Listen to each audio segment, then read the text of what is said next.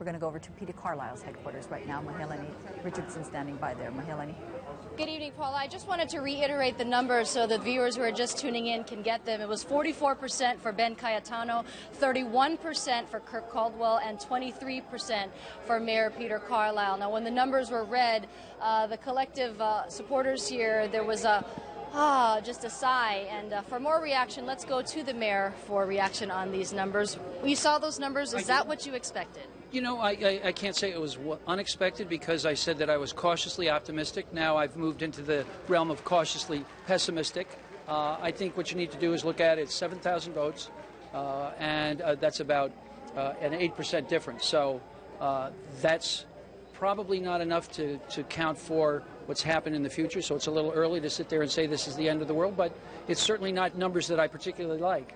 As you know, anything can happen in politics, and it was really interesting here. 2 years ago, Ben Cayetano, who you called your friend, came here to support you and congratulate you after you won over Kirk Caldwell, and he said that he liked your independence and your leadership. What do you make of things now that he is in the lead?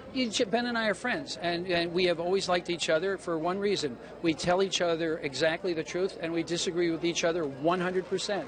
So, and that's exactly what happened in this case. We had somebody on one side who was dead set against rail, somebody on the other side, me, who was 100% for rail, and somebody else who was sort of in the middle and made a lot of promises. And I hope he can keep them.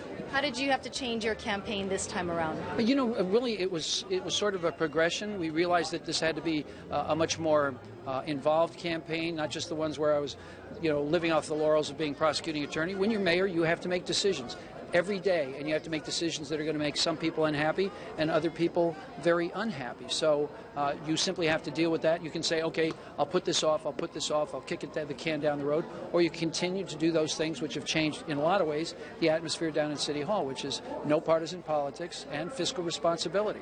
You can promise people everything if you want, if you're going to keep on using the credit card.